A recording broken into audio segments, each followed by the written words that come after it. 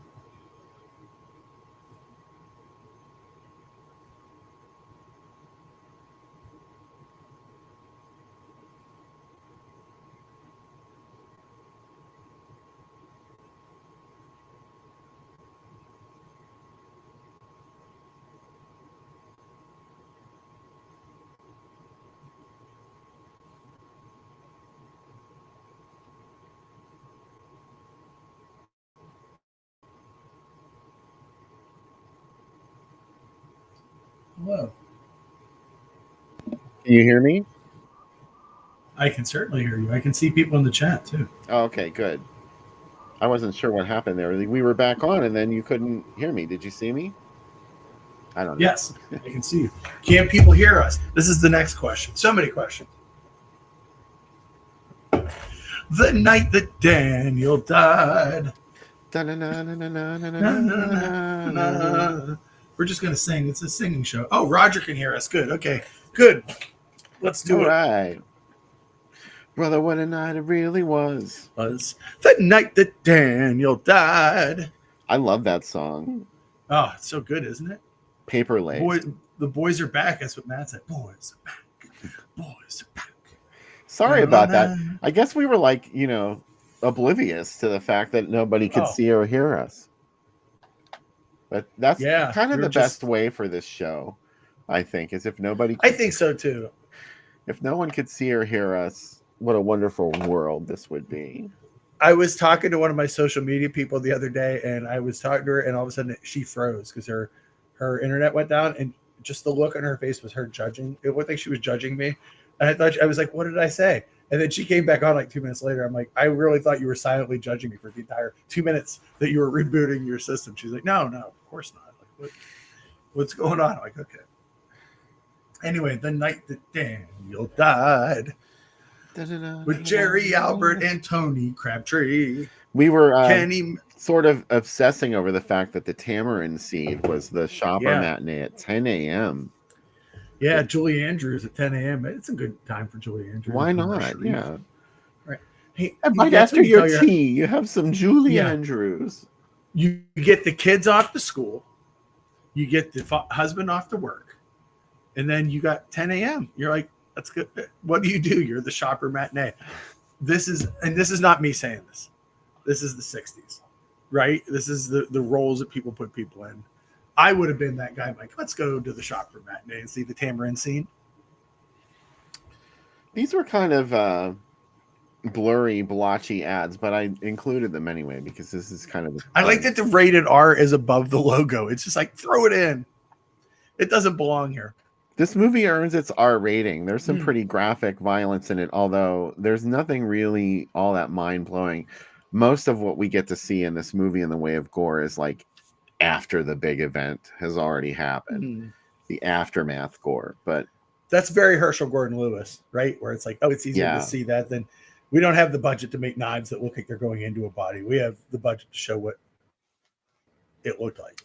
Maybe it's Florida, maybe it's some other reason, but this does have strong HGL vibes. And in fact, one of the scenes is directly out of Blood Feast. Yeah. One of the murder victims, who was so cunningly displayed on the VHS cover. And it was like one of the main characters, with an axe in the chest. And I love that picture. Yeah. Like, God, there's only a couple people in this movie. How did she get He-Man's axe? It's like it's a battle axe. It's like a legit axe. It's like somebody was shopping at what do you call? It's like the kind of stuff they used to sell at Spencer's or Wicks and Sticks. Like Wicks. oh, You love bringing up Wicks and Sticks. oh my god, dude! Because here's the thing: when I was a kid, I had no need for Wicks and Sticks. I always wondered why it existed. But once you grow up and start doing drugs, you're like, Wicks and Sticks would be good to have, because then I can get a lot of different candles and incense. And now that I'm older, it's like, fuck, there's no Wicks and Sticks. I want to bring that brand back. Who owns the rights to it? I think that this is a time for, as somebody who's somebody in my life shops at Bed Bath and Body Works all the time. I feel that Wicks and Sticks would be another place to make money. I used to buy incense from this Hare Krishna girl named Taffy, who sold it in downtown Baltimore. Oh, wow. You know, I got ahead of everybody with this chocolate martini, but don't you think we should do the drink segment here? I think we should do it. All right, let's do it. How does one? Are you recording? Yeah. Oh, start again. No. This is behind the scenes. Okay. How does one talk about a movie such as The Exotic Ones, aka The Monster and the Stripper? Well, you got to drink a lot. I want you to think that you're in the strip club. There's a. I think you got the videos mixed up, or I did. Oh, okay. Let me see. Sorry. That was The Monster and the Stripper. Oh, okay. Sorry. Oh, god damn it. Well, you know what? I've never done a show before. This is my first time on the podcast. I know. It's all brand new. It's all new. So sorry, guys. We'll get the kinks out eventually in year 7. Welcome back to the show. There we go. First episode of season 6. You know, you missed this. You missed this. My kitchen has remained quite clean for some time. My liver is like, I finally feel like I've got all those toxins out. Guess what, liver? It's on. Putting them back. The night Daniel died from the movie Blood Stalkers. What do we got? 1.5 ounces of Malibu. Ounce of vanilla vodka. 2 ounces pineapple juice. 1 ounce half and half. And 1 ounce of lime juice. This is a key limey kind of drink because this movie's shot in Florida where life is cheap. Anyway, what you're going to do is you're going to put this all in your shaker. Shake it up. Strain it into a glass. Enjoy. Are you fancy? Probably not if you're watching our show. But if you are, you could crush up some graham crackers and make a little graham cracker rim for this. A crust. A crusted rim. That's a new, check out my OnlyFans. Anyways, let's put it all together. Put in the boozes, the juices, and we'll put the rest of the juice in here just to knock out a little more of that stuff. There we go. I'm really excited about this drink. I think it's going to be very flavorful. A great way to start a new year of watching movies with you guys. Thanks for coming back. Joe was using my shaker on New Year's, and he's really good at shaking. His shaking is way more intense than mine. So he also said, I don't like this shaker. It feels like it doesn't. I said, now you see the problems that happen whenever I make drinks. So let's strain this. The banana colored drink. Yeah, not a green one for the first drink of the year. There we go. Pretty exciting. Mm-hmm. What do we say when we drink a drink? Kazoo. Pazuzu. Thanks for coming back. Here's to another year of movies with you guys. Oh man, that is good. This is nice. This is a good drink for watching this. You're going to be in the swamps. And you're like, oh, okay, is that a Bigfoot? No, it's a Bloodstalker. Enjoy the movie. See you in a bit. Pazuzu 2025. Pazuzu, yeah, 2025. I already got most of them. I had to pour this out of the dregs out of the shaker to join in. Hey, by the way, David said shameless promotion. He's going to be in the upcoming Shudder movie, The Cycle. So congratulations, David, for being in that. Right on, David. That's Gregory. awesome. Yeah. The Cycle. We'll be looking for it. The Cycle. Yeah, and hey, Ben Scher, who's been on the show, is on Shudder right now too, with the second season of Horror's Greatest, the awards thing. Ben's in a lot of those episodes talking about movies, so it's pretty exciting. He's really great on it because like a lot of those like talking head ones, it's a lot of the same stuff. Ben talks about some really fun stuff on it, so I really dig it. Far out. So, Yeah. Exciting. So, Blood Stalkers. What else can we say about it? So you haven't seen it, so I guess this one's up to me. This movie was, the release under Blood Stalkers. It was in 1976 that this movie finally came out, and this really was not widely distributed. Obviously, it wasn't playing everywhere. It never played Pittsburgh theatrically, as far as I could find, because that's the first place I look for ads. Yeah. There was nothing out there, at least, So it was a little bit obscure for a long time. And then, it was on home video, but I don't remember it being on home video like that. Yeah. That VHS I made a reference to with the character with an axe in the chest. Like, I don't remember seeing that cover. I never saw that cover. Yeah. I would have rented that in a heartbeat.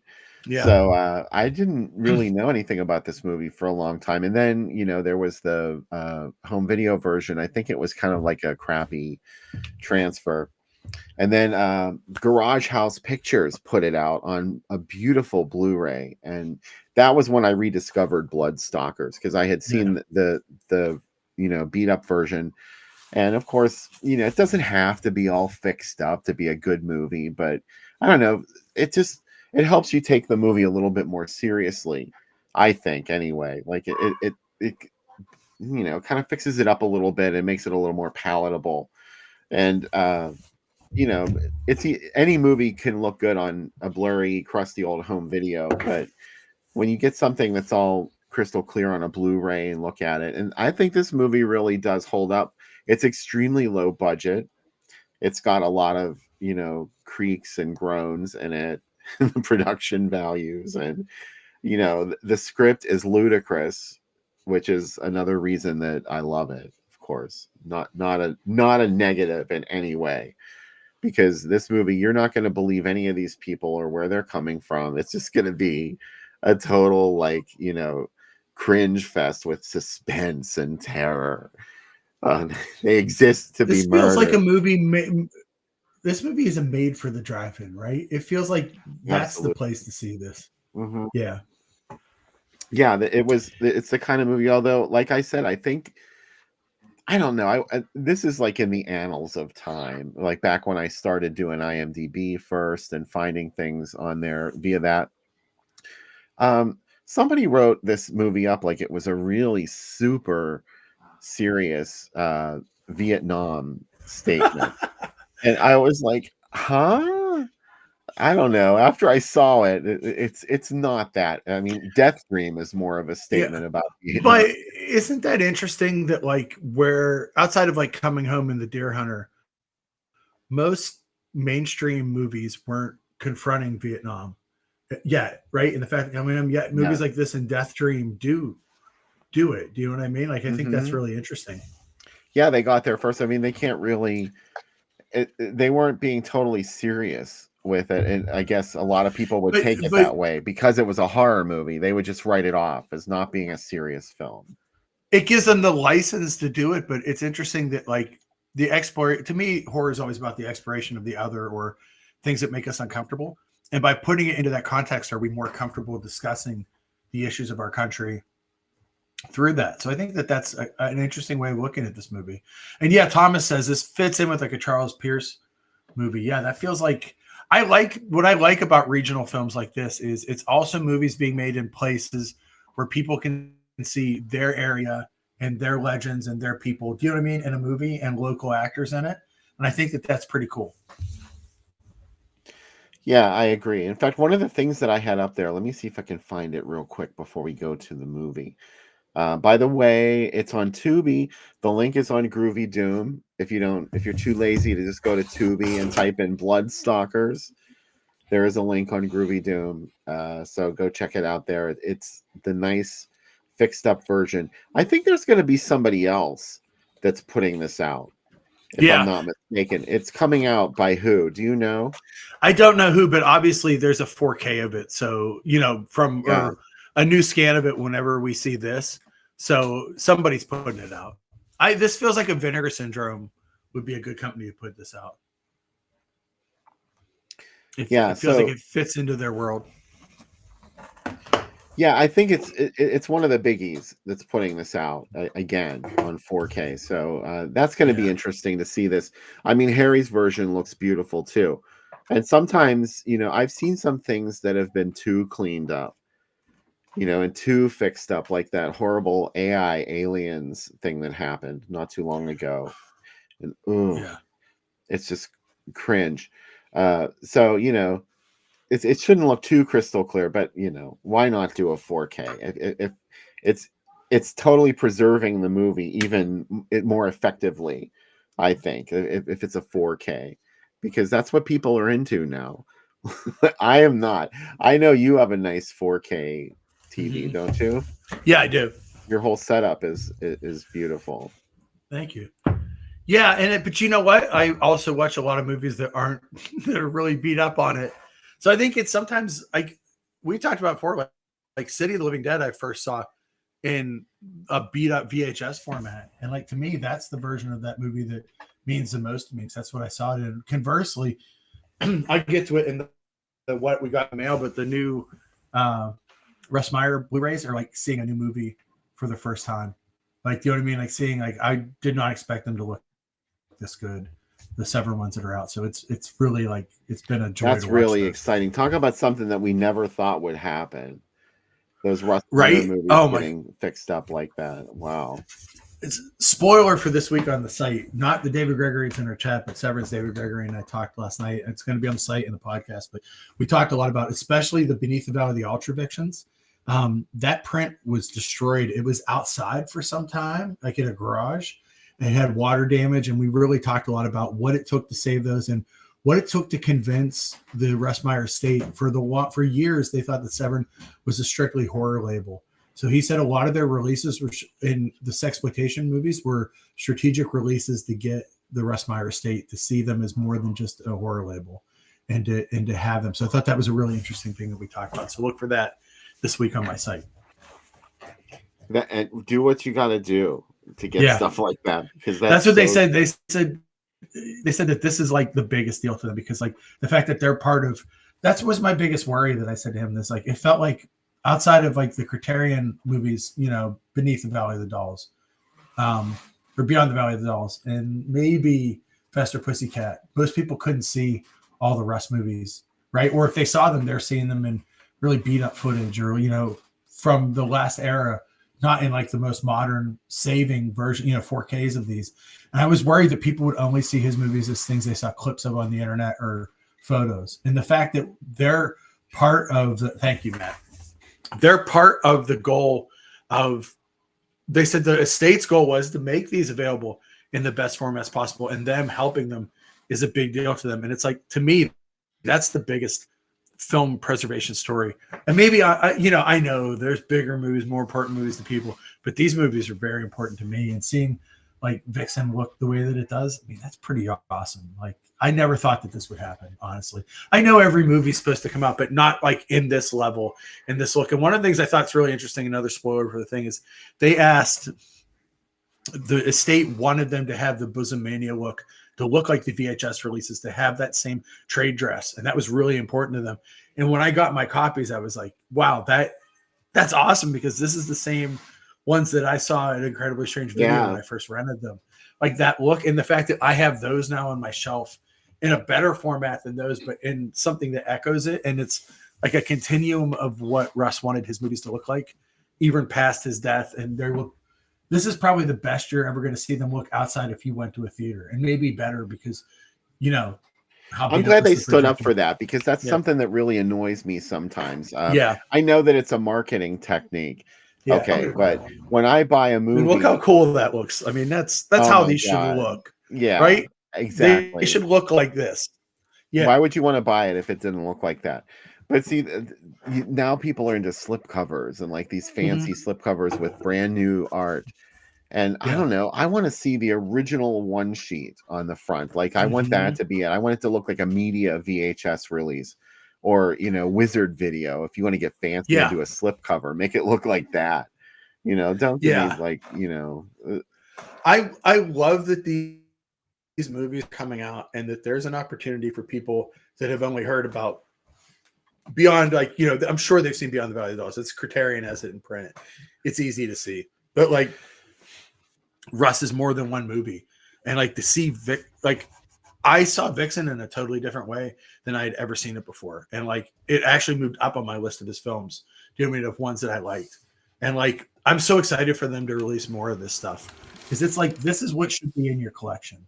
Do you know what I mean? If you love these movies, the fact that you isn't that amazing? Like for years we couldn't find these outside of like gray market and bootleg releases, and now like I can look through. I know directly where Russ Meyer fits on my shelf over here, and I can look over and see like what movies are on my shelf.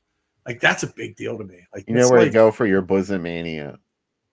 But you know what? It's like I know I'm probably being hyperbolic, right? And like, but I love that there's like that these movies exist and that they're out there. And to me, they mean way more than prurient movies. Like there's some joy to them. Yeah, there's 3 of them that have just been released. These are the first 3. This is a new development, Dave Burian. This is something that just there is the Super Vixens and Beneath the Valley Ultra Vixens, my favorite Russ Meyer movie.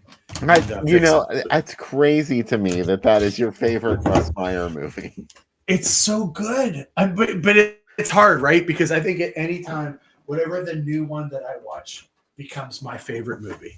Because if I would watch Faster Pussycat right now, 100%, I would say, well, that's it, right? Because that there's nothing I would take out of that, right? There's nothing I would change. It's a perfect in that movie. Ultra Vixens, though, like I don't know, I love it because it is so over. I couldn't wait for it to be over. No, I'm the opposite. Like I wanted it to be 10 hours. I wanted it to be an HBO limited series. I love that there's so much like it's just overstuffed with things in it, and I'm just so excited. And I'm excited to see what comes next. Like getting like a great version of Mudhoney, or do you know what I mean, or these other ones. And at some point, I'm going to be able to look at my shelf and see all that trade dress across the shelf and see like that's in because I have a boot. I will admit I have a bootleg of the old version, the old DVD one that came out, and like the quality's horrible, but like I at least wanted to have those movies so I could watch them and again. And it's like, but having them exist there, and then also people that are willing to do the research and put in the extras, like knowing that Beneath the Valley Ultra Vixens is still illegal in Ohio to play in theaters, and find out about like his court battles. That's going too far. His court battles and the things that he went through for free speech on that movie is like, wow, that's really cool. Like these are important movies, and like speaking of like Mondo Macabre and stuff, when I first watched, like that's what was my introduction to these movies, was like their books and the Incredibly Strange Film Show that aired on This Country, when aired here, and seeing like those every week, seeing like the Russ Meyer episode, I was like, I have to find these movies and hunt down these movies. And back then, even with it, until Incredibly Strange opened in Pittsburgh, it was very hard to find these movies, or you were shelling out $40 at Ides, right? For the I remember that. I bought so much stuff from Ides on bootleg video. Yeah, like $20 a pop. Or more, dupe off something. Like I have a couple that Mo Mixologist gave me last year at the drive-in, a few Just Franco boots that he gave me from Ides that have Ides stickers on them. And to me, it's like, that's a cool collectible to have, for my life. Oh yeah. But like, it's wild now that like, that's the beauty of this era that we're in, of getting these physical media releases. And it's nice too, that a lot of the stuff that Severin's going to be putting out, and also like, there's some stuff that Shout Factory got this week. They're going to start putting out the John Woo movies that haven't been out ever on Blu-ray in the US. Like those are the things where I'm like, these are the movies that I want out there, not like the next version of. We talked about that in the interview too. Like, why is it important to get a 4K out of this movie when you've already released it? What does that mean to your label? There's some really interesting stuff we talked to about that. But yeah, the fact that these movies that I don't think the Russ Meyer movies were lost, but pretty close. It was very hard to get them for a while. You couldn't just turn them on streaming. Do you know what I mean? Like they're hard to find. And the fact that now there's at least 3 legally versions of them on my shelf, that's pretty awesome. I feel the same way about Bloodstalkers. Like you said, this was on VHS and maybe a shitty DVD, but until Garage House put it out in a great version of it that gave it what it deserved, people wouldn't have seen this movie. It changed the way I saw the movie. So I'm glad that we can watch a nice fixed up version of it. The link is on Tubi, or you can just go to Tubi and enter Blood Stalkers. You know, if this we're in our 6th season, the first episode, I'll say it again. If this is the first time you're watching, we don't actually serve the movie to you. You go watch the movie on your own. It's time. And we're going to start the countdown here in a second. At the end of the countdown, start your version of the movie. And then when you're done watching it, you know, we wait like 5 or 10 minutes longer for everyone to catch up. And then we come back on and do another live segment. So we hope after Blood Stalkers from 1976, directed by Robert W. Morgan. Hope you enjoy it. Thanks everybody for coming out tonight. I'm so excited to have you back. Yes.